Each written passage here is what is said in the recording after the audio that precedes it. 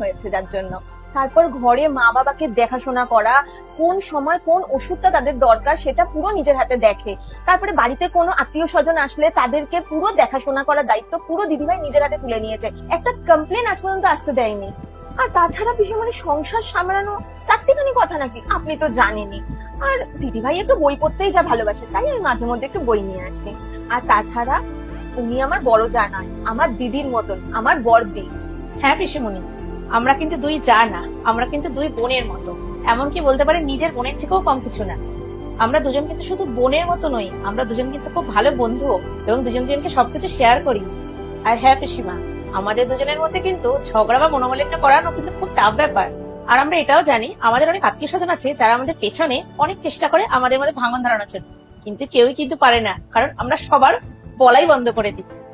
এবার বলুন তো, আমরা ঠিক করি না? শোনো না, তোমাদের বলতে আমি ভুলে গেছি, কালকে সকালে না আমাকে তাড়াতাড়ি বেরোতে হবে।